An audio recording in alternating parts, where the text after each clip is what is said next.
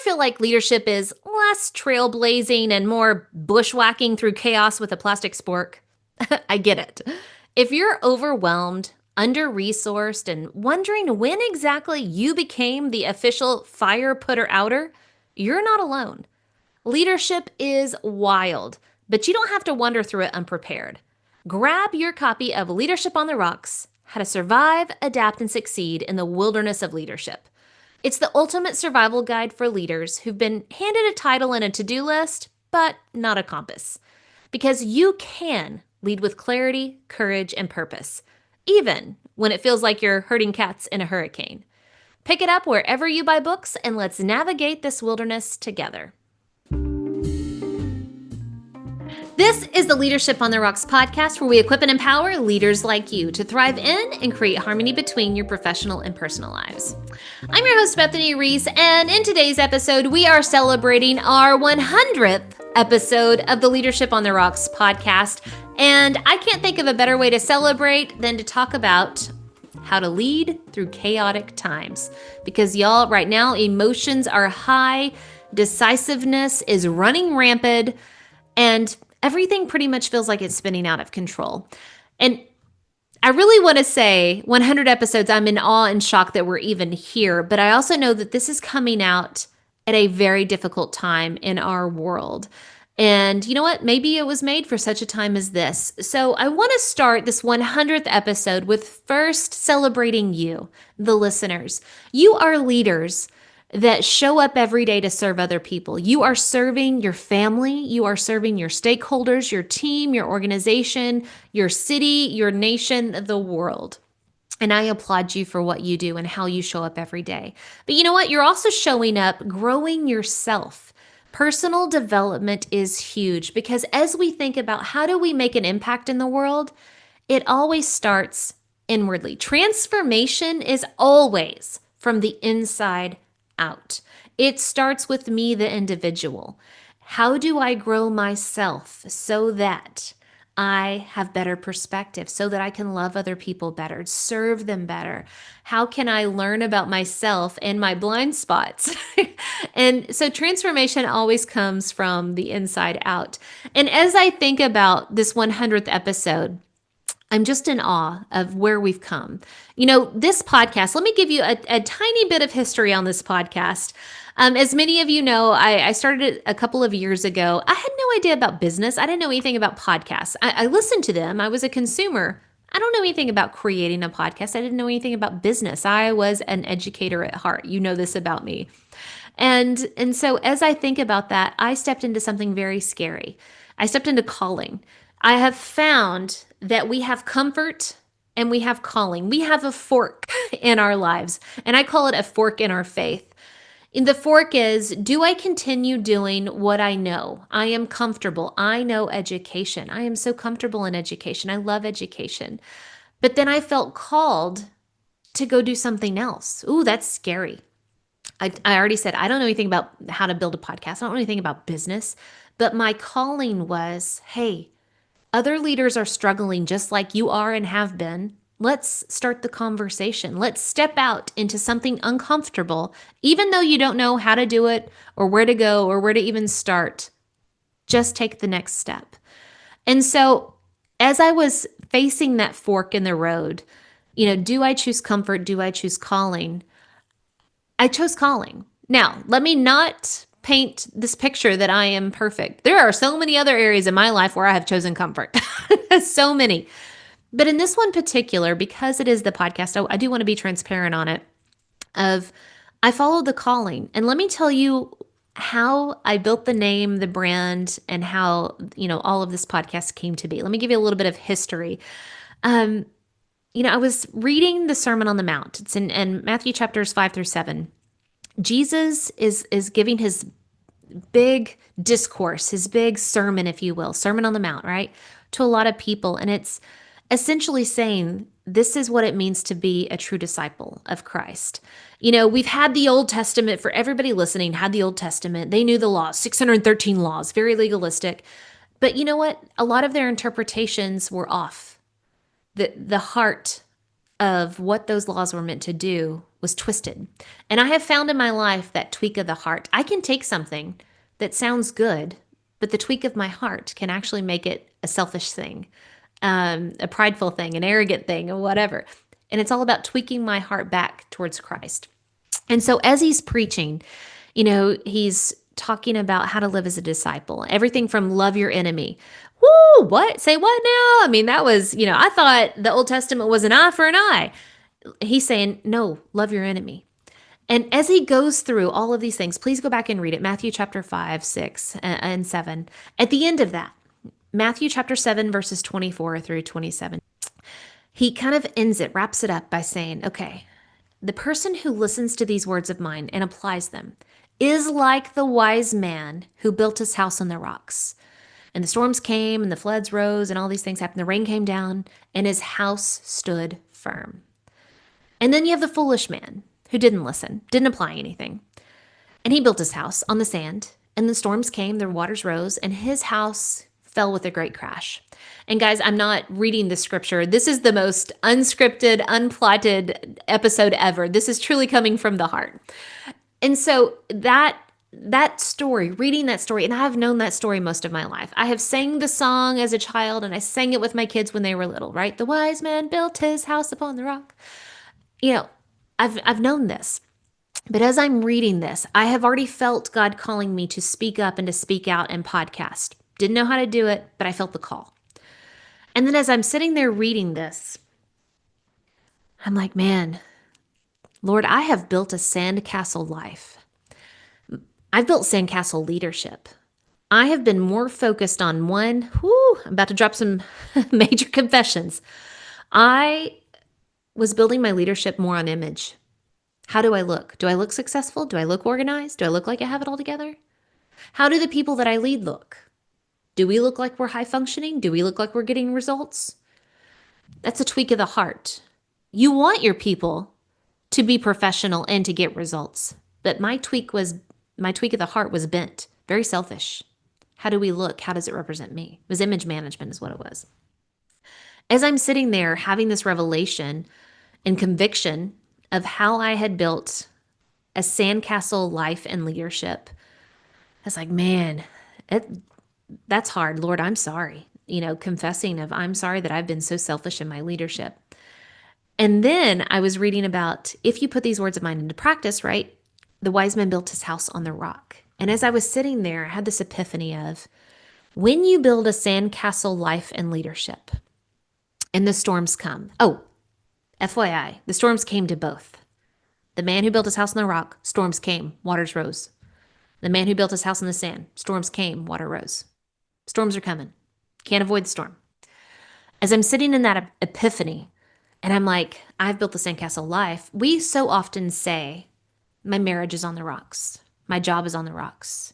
We use that connotation of something is hard and it's difficult and it's not going well. It's on the rocks. So much so that I want to have a drink on the rocks.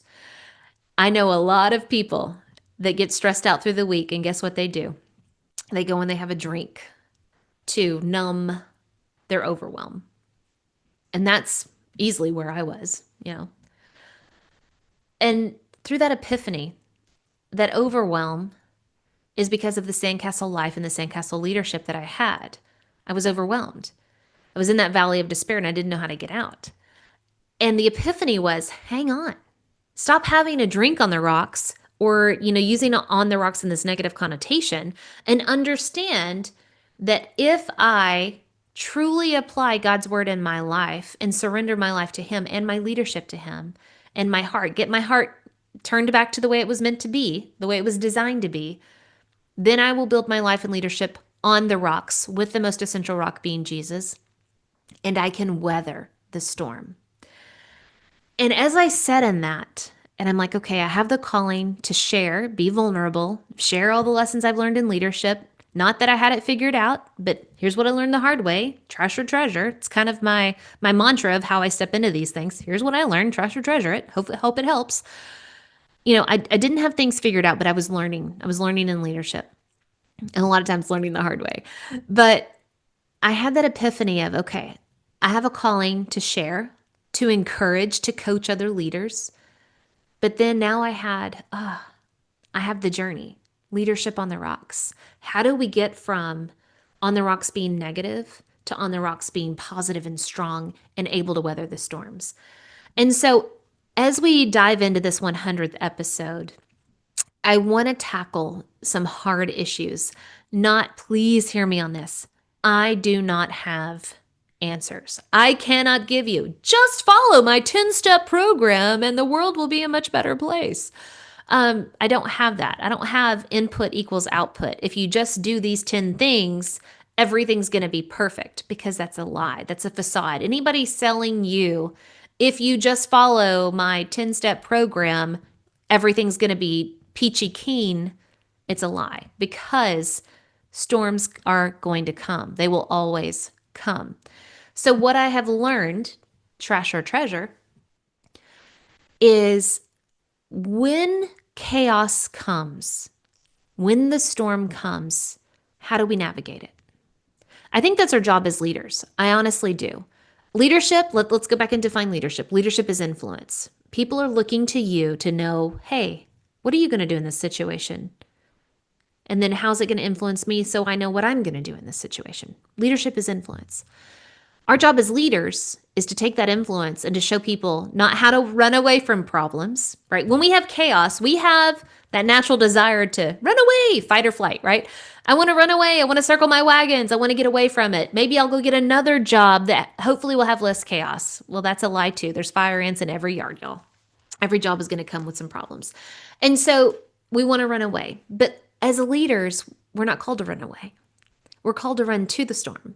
The storm's coming. We're going to run to it. We're going to be the buffalo, right? We're going to run towards the storm. And guess what? We're going to show people how to navigate it. That's what leadership is. The storms are coming. How do we navigate them? And so I want to zoom out for a minute and talk about some storms. As of the recording of this podcast, the past 7 days in the world have been heavy. Heavy. Literally the past 7 days, the past week. One, I personally have been going through some things in my family. We have some health concerns going on, and we're, navigating specialists and tests and all the things. I'm not going to dive into that. But we know everybody has something personal in their own lives with their family and things that they're navigating. You always have that with you. Two, in the U.S., we've had another school shooting. We've had the assassination of Charlie Kirk. We have a whole lot of people stepping up to microphones, including me, right, who are now talking about the status of the world. Zooming out to the world, we have a lot of conflict going on. We still have the war in Ukraine and Russia happening. We have Israel and Hamas, that's greatly affecting Gaza. We have China and Taiwan. We have China and the trade wars with the U.S. It's like if you are on social media for any amount of seconds, you're going to be hit with negativity. If you watch the news, tons of negativity. You just, I sometimes just kind of look at the headlines of news articles to get an idea of what's going on in the world. Negativity. It's heavy. There's a lot. And that's just the last 7 days. The last 7 days. That's not even the last, month, year, decade. The world has a lot of chaos in it. A lot of storms are happening. So as we sit here in this 100th episode, I can't help but feel called to share, or at least ask the question. I don't have an answer, but I have the question. What do we do as leaders? How do we navigate this? How do we navigate it personally, ourselves? And then how do we help other people navigate the chaos, the storms? And so as I sit here with this question, all I can share is what I'm doing. And I can hope that you find clarity in what your next step is. And I think that's ultimately the goal in leadership. While we plan, we have vision of where we want to head, we don't always know the path to get there. And I think sometimes in leadership, the question to ask is, what's the next right thing?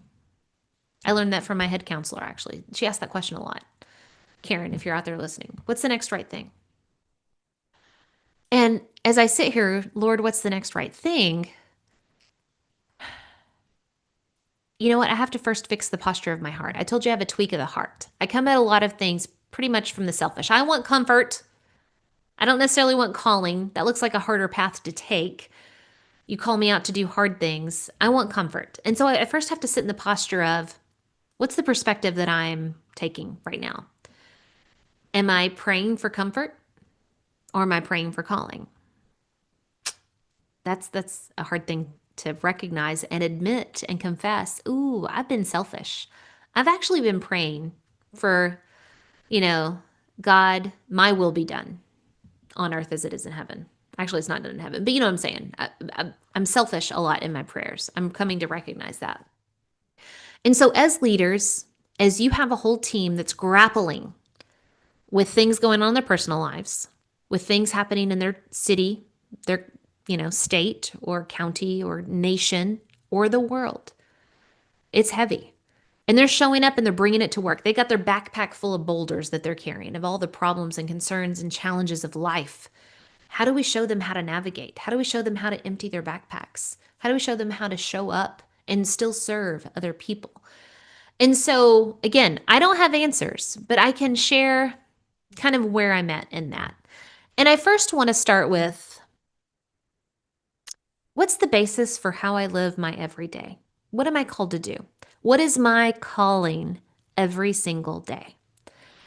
Now, for me, you know this, I cannot separate it from who I am. It's my faith. And I do recognize a lot of you out there maybe don't have a relationship with God or with Jesus.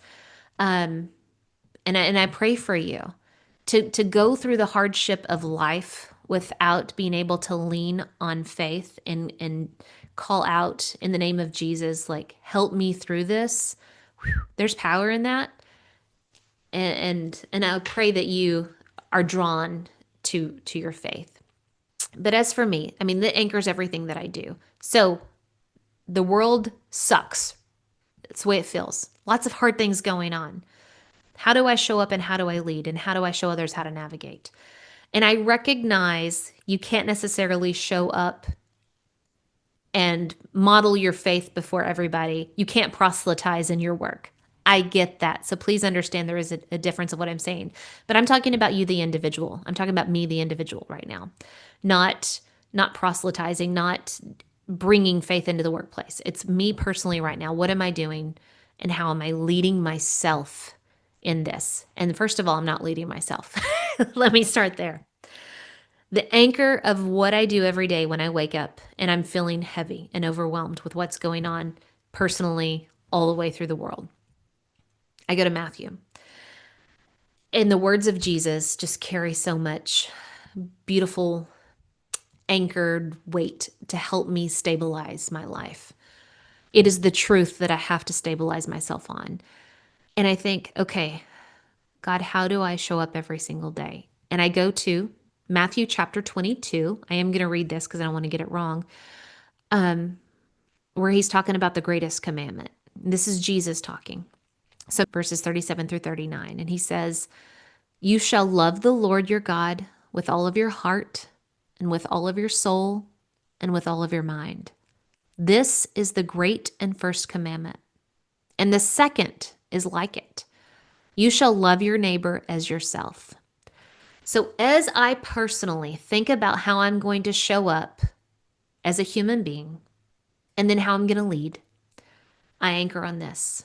How am I loving the Lord my God with all of my heart, soul, and mind? Heart, soul, mind. Am I truly surrendering my thoughts, my words, my actions, my everything to God?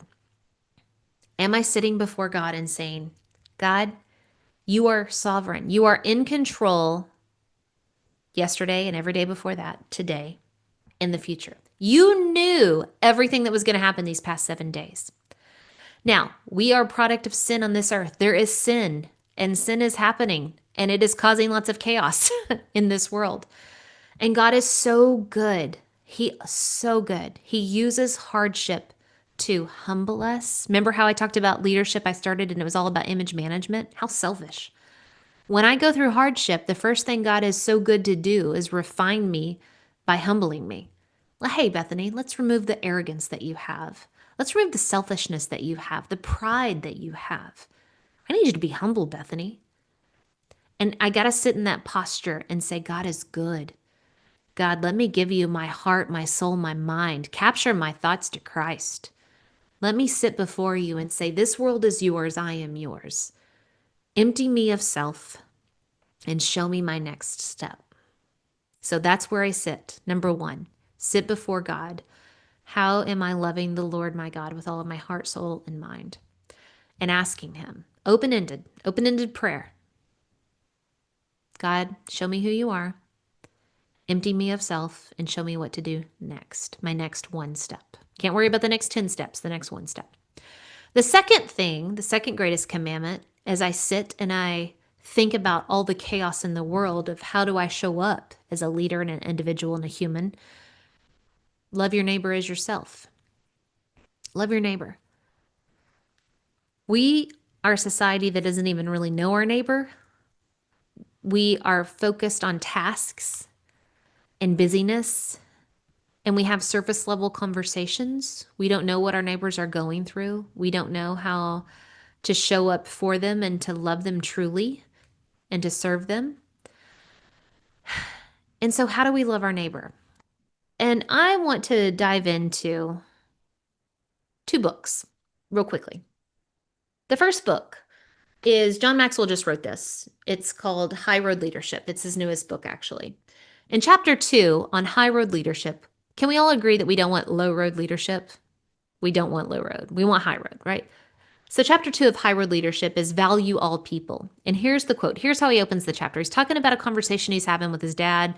He's young. He's fixing to get married, just starting out his adult life. And his dad gives him this wisdom. So this is a quote from his father, Melvin Maxwell.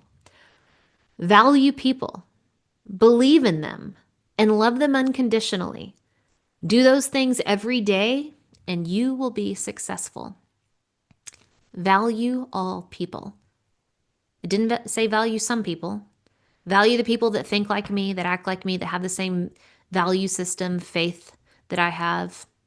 Didn't say that. Value all people. And biblically, think about the story of the Good Samaritan, right? The Samaritan and the Jewish people hated each other, loathed each other. And a priest, the best of the Jewish culture, walked past the man that was beaten, right? Did not love his neighbor. But the Samaritan, who the Jews hated, and the Samaritans hated the Jews, the Samaritan served and loved his neighbor. Who's my neighbor? Everybody. Not the people that just look like you, act like you, think like you. Everybody.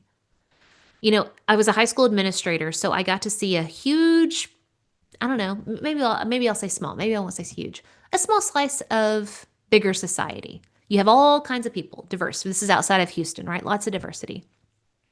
We had everybody from the people who wanted to wear the tails and do catcalls and thought they were an animal, to transgender, to LGBTQ, to just your average, I'm not going to make a ruckus in life, I'm going to do what I'm told, to then your people who are probably going to be your next politicians, doctors, lawyers, whatever. The whole gamut. You're called to love everybody. Show up, treat them, value them. So we are called to value all people. The second book I want to dive into is also by John Maxwell, but it's also with Chris Hodges, and it's Jesus, the High Road Leader. So specifically about Jesus. But this is in chapter 8 about how Jesus placed people above his agenda. Woo! I love the name of that chapter. Jesus placed people above his agenda. And so often we operate with agendas, right? My agenda was image management. Now, here's what this says, and it's on page 163, excuse me. Here's the quote. If we see others as weak, we will try to help them. If we see others as broken, we will try to fix them. But if we see others as valuable, we will try to serve them. How do you see your neighbor? Your neighbor is every person. Doesn't matter their background, their faith, their ethnicity, doesn't matter any of that. Everyone is your neighbor. Do you value human life? Do you value the person above their, political alliances, above their orientations or their preferences or whatever, all the things. Do you value the human? And again, I want to go back to, if we see others as valuable, we will serve them. Our job is to love our neighbors as ourselves, right? The quote, you shall love your neighbor as yourself. You have to see people as valuable, all people. And when you see them from that lens first, you're a human and you have value. You will serve them better. You will seek to listen, seek to understand. You can build a relationship based upon just that. You matter. You have value. We've taken our kids a couple of places, and especially when they were little, I want to give you two very short stories. One, we were driving through downtown Houston to get to Hobby Airport.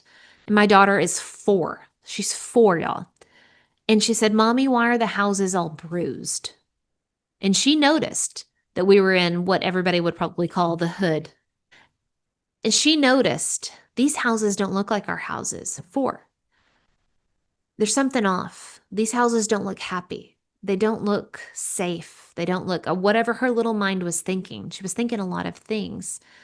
And so we talked about how every family has value. Even it doesn't matter what anybody's home looks like. We love people. We serve people. How can we help people in different neighborhoods than the one that we live in? How can we love and serve them? It was a great conversation for a 4-year-old. Obviously a short one. She's 4. And then my son was 9 at the time. And then we went on a trip to West Tennessee. No, I'm sorry. It was East Tennessee. We were in the Smoky Mountains, but we flew into Knoxville. And as we're hanging around in downtown Knoxville, we're waiting to get to the airport. We were in this little area, and it had quite a few homeless people just wandering around. And we had some extra water in our bag and some chips that we had from just traveling in the trip. And we talked about, let's go give our water and our chips to these homeless people. And we did. And one gentleman took it, and then he set it on a table and walked away. He was wanting money, not the food or water. And they were offended by that. And the conversation was, number one, these homeless people have value. They are humans created in the image of God. They're struggling, maybe mentally or, definitely financially because they're homeless. But ours is not to worry about what they choose to do.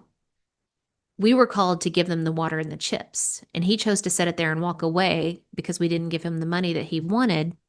We don't have to own that. And we're definitely not going to be offended by it. That was a choice he made. But those are 2 stories about great conversations that we had in our family about people that don't live the way that we live. They still have value. And I encourage you that as I think about all the chaos going on in the world, again, we're talking about you personally, how you show up as the leader. Sit before God, right? Love the Lord your God with all of your heart, soul, and mind. Sit before God. God, show me what I'm called to do in this moment, my next right step. And then love your neighbor as yourself. That means you have to value all people, not just the ones that think like you, look like you, and act like you. And so in this 100th episode, considering the chaos in the world, those are the 2 things that I really wanted to hone in on. Is I can't give you the 10-step program of how to lead a conversation about what's going on, but I promise that if you sit quietly with the Lord and ask him to show you, he will be good and faithful, and he will show you your next step.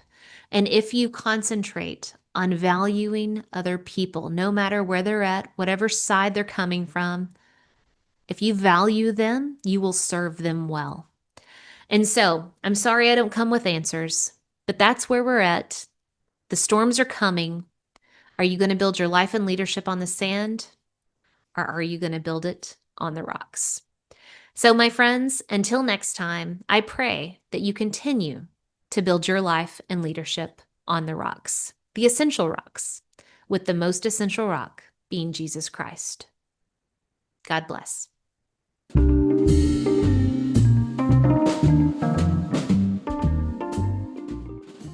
Today's Bible verse comes from Matthew chapter 22, verses 37 through 39. And he said to them, "You shall love the Lord your God with all of your heart, and with all of your soul, and with all of your mind. This is the great and first commandment. And the second is like it. You shall love your neighbor as yourself.